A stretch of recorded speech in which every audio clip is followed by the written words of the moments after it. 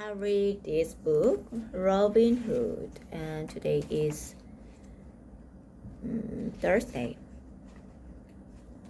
Robin Hood, an outlaw. In England, many years ago, an outlaw lived in Sherwood Forest. His name was Robin Hood. He had a happy childhood. And then one day he became an outlaw. This is how it happened. When Robin was 18, a shooting contest was held in Nottingham. Robin was sure he could win, so he set up for the town with his best bow and arrow. As he walked through Sherwood Forest, a group of men stopped him. A big man called him, "Hello, little lad. Where are you going with your toy bow and baby arrow?" This made Robin angry. "My bow and arrow are as good as yours," he said. "I'm going to Nottingham. I hope to win the prize in an archery contest." "Ha ha ha," said another man. "You will never end. Go home and don't waste your time." Robin grew very angry. He pointed to some deer a little way off. "Do you see those deer? I will bet you I can shoot one." The big man laughed and said, "If you do that, I will give you 3 silver shillings." Robin put an arrow into his bow. He aimed and shot at the deers. The arrow flew toward the strongest deer in the herd. The deer fell to the ground. "You shoot one of King's deer," said the big man. "His men will catch you and cut off your ears." "Oh, grab him!" cried another man. Robin turned and walked away, but the big man fired the arrow at Robin. The arrow flew past Robin's head. "Oh!" Robin turned and fired the arrow at the man. It pierced the man's heart. "Oh!" He fell down dead. Robin ran away through the forest. The happiness he had felt earlier was gone. "Oh," he thought, "I never meant to kill him. I will carry this pain with me for the rest of my life." After that, he hid in the forest and lived there as an outlaw. The sheriff of Nottingham heard about this and vowed to catch Robin Hood. Sheriff. Over time, Robin met other men who lived in the forest. They were all outlaws. Some had shot the king's deer to feed their family. Others had stolen bread for their children. Within a year, the men had chosen Robin as their leader. Robin and his band of outlaws called themselves a merry band. They always wore Lincoln green clothes. They promised to fight evil men and never hurt a woman or a child. They would take money from the rich people and give it to the poor people.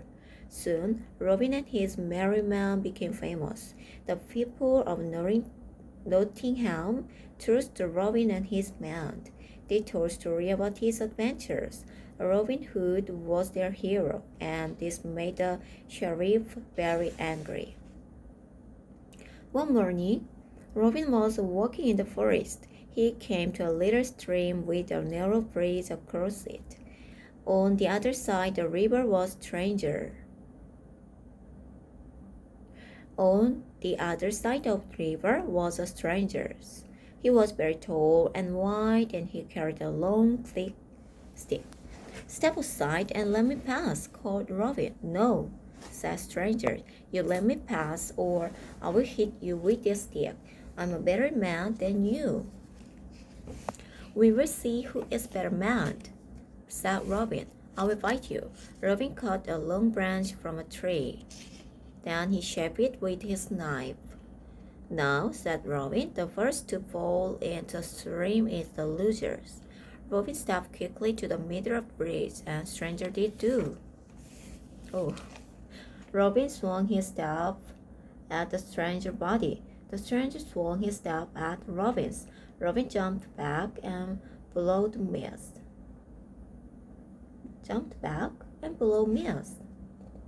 Blow mist. At the end of the hour, both men were bruised and sore. Finally, the stranger hit Robin's head. Robin grew angry and attacked the strangers. But the stranger blocked and hit Robin again. Robin fell into the stream with a loud splash. The stranger laughed. Then he offered an end of his staff to Robin. Robin climbed out of the stream. "You're the only man that has ever beaten me in a fight," said Robin. "What's your name?" "I'm called John Litter," said the stranger. Robin looked up at his giant man and laughed. "John Litter?" said Robin. "Well, I think I will call you Little John. Come join my band of men." Little John agreed. Before long, Little John was Robin's closest friend. Shooting match.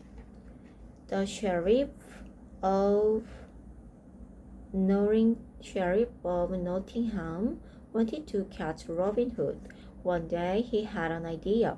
He would have a shooting contest and offer a prize. The prize would be fine gold around. Robin Hood was best anchor in the land. He was sure to enter the contest. Then the sheriff would arrest him. Robin heard about the contest. "I want to enter the contest," Robin said to his men. "Who will come with me?" "Robin," said Little John. "The village people think this contest is a trap. The sheriff wants to capture you." "He won't catch us," said Robin. "He will wear disguises." Robin and his men dressed as friar and beggar and storekeepers. Then they went to Nottingham.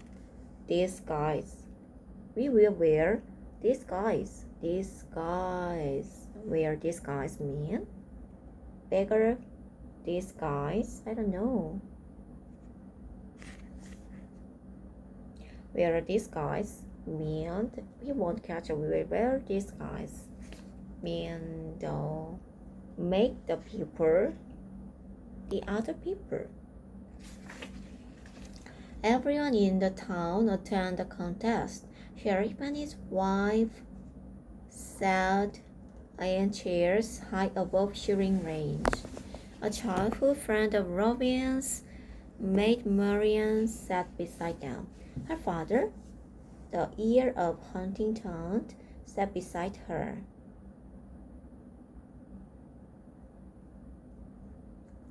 Sheriff looked at Robin Hood. He knew Robin and his men always wore Lincoln green clothes, but no one in the crowd wore Lincoln green. The anchor shot the first round. Then the 10 best anchors were chosen to shoot again. 10 best anchors were chosen to shoot again. 6 of the men were famous anchors. 2 of the other men were from Yorkshire. Another man was from London. The last man was dressed all in red. He wore a hood on his head and patch over his right eye. Finally, only 2 men remained in the contest. The man from London shot first. His arrow hit the target almost exactly in the middle. The man in red shot next. His arrow struck the exact center of the target. "Well done," shouted the sheriff. He hurried off to the stranger. "Here is your prize," he said. "What is your name?" "I am Lobster Stroller," said the stranger. "You are the best anchor I've ever seen," said the sheriff. "I believe you are better than Robin Hood. That coward didn't show his face here today. Will you come and work for me?" "Coward?" "No," said the stranger. "The man in England will be my master." "Then go," shouted the sheriff.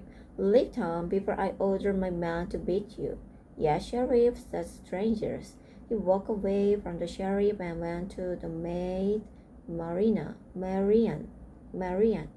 Maid Marian, he said, please accept this gift. He bowed and gave her the fine golden arrow. Thank you, Robin Hood, she replied with a smile. Love and Hood. She knew that the stranger is a Robin Hood. That night, the men in Sherwood rest to celebrate. Robin took off his red coat and eye patch. The sheriff called me a coward, said Robin. Who will tell him that Robin Hood won the golden arrow? Don't worry, Robin, said Little John. We're Stuteley and I will send the sheriff a message. Stuteley. Next day, a servant brought the sheriff an arrow. A piece of paper was tied around the shelf. The sheriff read the message on the paper. Bless you, sheriff, for today you did give the prize away to the merry outlaw Robin Hood. I will hang that outlaw from the tallest tree in Sherwood. I shot the sheriff. Robin Hood won't escape again. He sent 300 of his soldiers into Sherwood Forest to capture Robin. The soldiers searched for 7 days, but they never saw Robin or his men. Robin had learned about the sheriff's plan at the Blue Boar Inn. At first, Robin thought about fighting, but he finally decided to hide until the sheriff's men left the forest.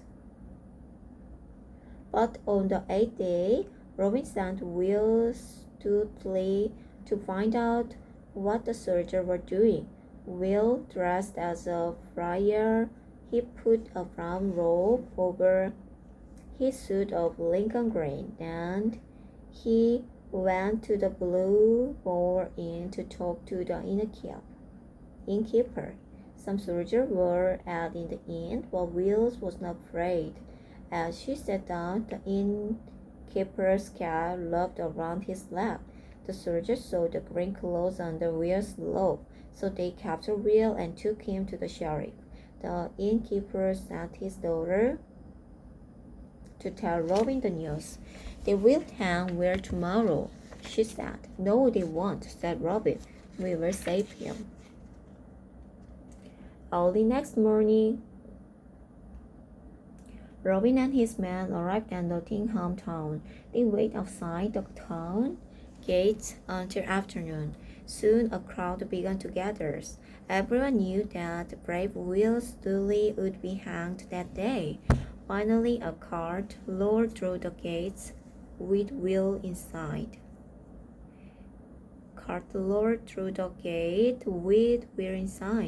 The sheriff of Nottingham rode alongside. Suddenly, Little John leaped into the cart, cut the rope around Will's hand. Now, let's get out of here, said Little John to Will. The sheriff shouted at the guard, Get down! Will and Little John fought their way through the soldiers and escaped to the forest. Many of the sheriff's men were injured that day. This frightened the sheriff. These men fear nothing, he said. From now on, I will leave them alone.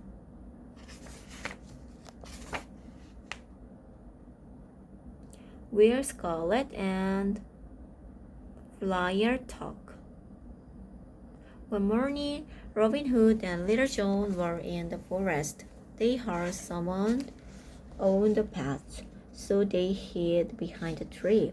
Soon, a stranger dressed in bright scarlet appeared. Robin stepped up from behind the tree. Good morning, strangers, he said. Dine with me and my men. After, you may give us a coin in your purse. The stranger refused, so Robin challenged him to a fight. The two men fought for more than an hour. The stranger was stronger than Robin, but Robin had more skill. At last the stranger threw Robin to the ground. You are a good fighter, said Robin. You can go.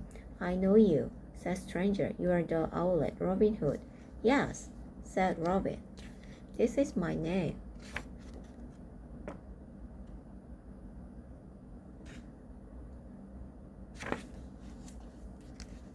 I'm come here to find you, said strangers. Don't you know me, Robin? I'm your cousin Will. What? Said Robin. I didn't recognize you. You have changed. So have you, replied Will.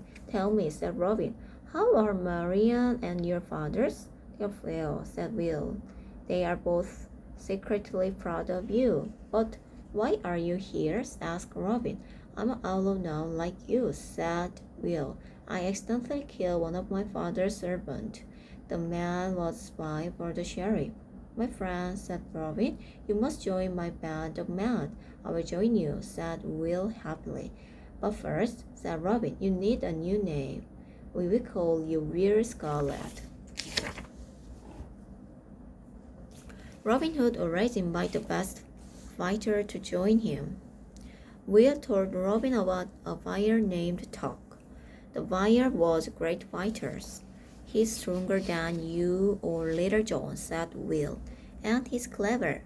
Well then, said Robin, I will visit this friar and see for myself. Robin took his sword and bow and set off to find the buyer.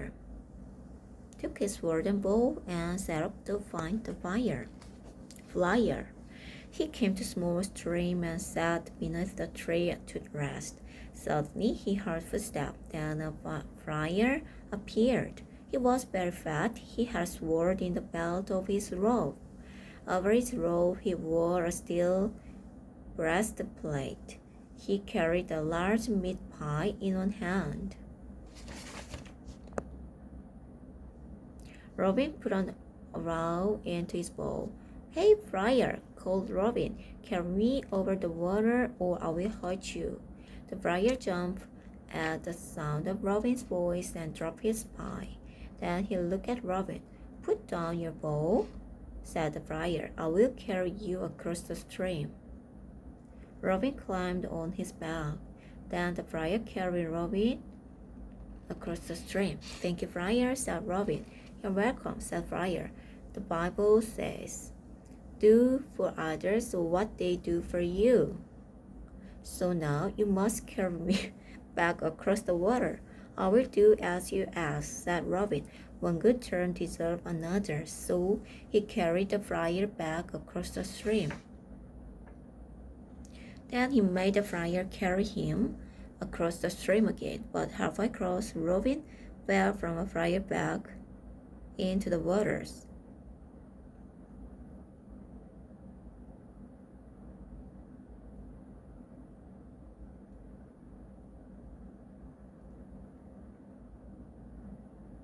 There, said friar, now you may sink or swim.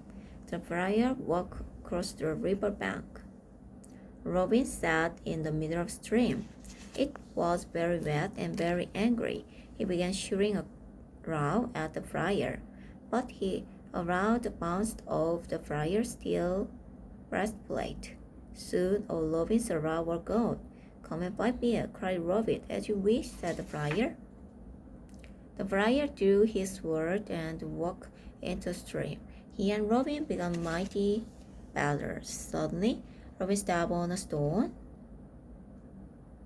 He fell to his knee. The friar waited until Robin got to his feet. He fell to his knee. 쓰러졌다? He fell to his knee. The friar waited until Robin got to his feet. You're a brave fighter and fair man, said Robin. Tell me where to find Friar Tuck. I'm a Tuck. Robin rapped. You're Friar Tuck, he said. I came to find you. I'm Robin Hood. Come and join my band of men. Robin Hood, said Force, get on the beard. Get on one's beard. He fell to his knees, and the friar waited until Robin got his beard.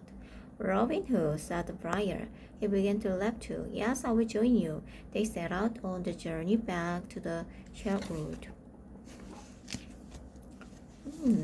They are strange, and I don't understand why do they do like that?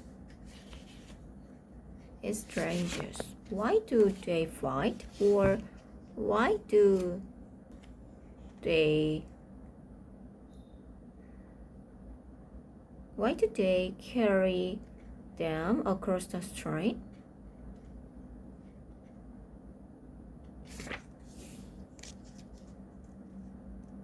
But halfway across, Robin fell from the friar's back, into the waters. There, said the friar, now you may sink or swim. Then he made the friar carry him across the stream again.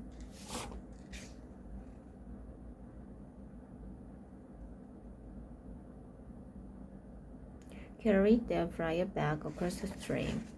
Then he made the friar carry him across the stream again. Why? But halfway across, Robin fell from friar's back into the water. There, said friar, now you may sink or swim.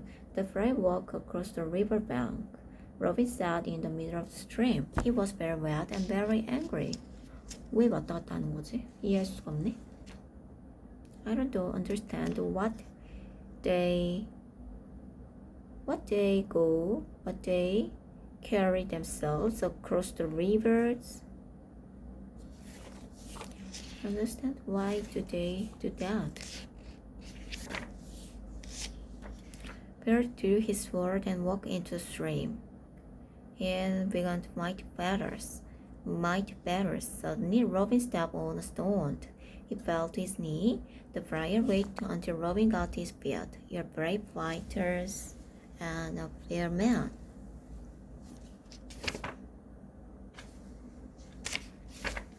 Did Robin Hood really exist? Where is possible? Several men named Robin Hood exist in England at different times. Court records in Yorkshire refer to a lower Hood who was fugitive in 1226, and in Berkshire by 1262, the surname Hood was applied to any man who was outlawed. It is known that in 1266, the Sheriff of Nottingham, William Degree, was at war with outlets in Sherwood Forest, but it seemed like that many different outlets contribute to the reputation of the fugitive in the forest, and over time, the legend grew. It seems like that many different outlets contribute to the reputation of the fugitive in the forest. It seems like that many different outlets contribute to the reputation of figure in the forest. Over time, the legend grew.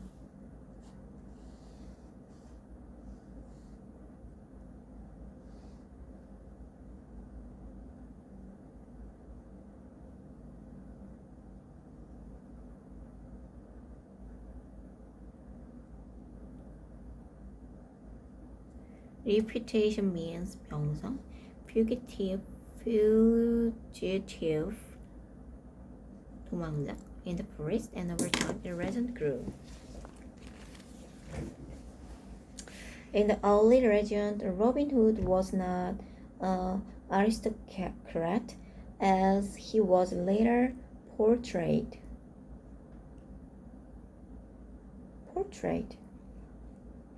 He was simple villager driven to a life of crime by a harsh law of land, which favored the rich. It is therefore easy to see how his story soon became a favorite folk tale among the poor.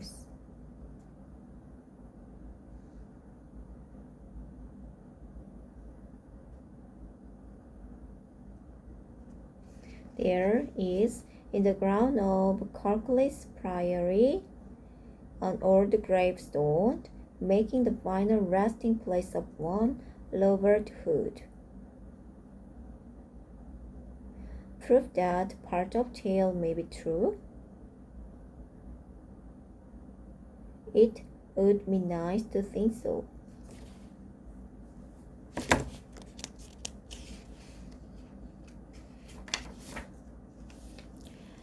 Ellen Adair and Maid Marian. One night, Robin went for a walk in the forest. He heard a man singing a love song, so he hid behind a tree. The man walked by, playing a harp as he sang. Robin let him go on his way. A few days later, Little John and Will Scarlet brought the singing stranger to the camp. He saw very sad. Robin asked him what was wrong. Yesterday, said the young man, I was engaged to a girl. He planned to marry in a month, but her father promised her to a rich old knight. At 3 o'clock today, she will marry the knight at the Plimpton churches. Father promised her to a rich old knight. Does the maid love you? Asked Robin. Yes, said the young man. What is your name? I am called Alan Adala, said the young man. And Alan, said Robin, I promise that you will marry your true love today. Robin took Alan's harp and disguised himself as a singer. Then he and some of his men set out for the churches. They saw the old knight arrive at the church with 10 soldiers. Behind him walked a bride. Robin let the knight pass by. Then he went to the bride. Be brave, he whispered. Ellen is waiting for you. You and he will marry today.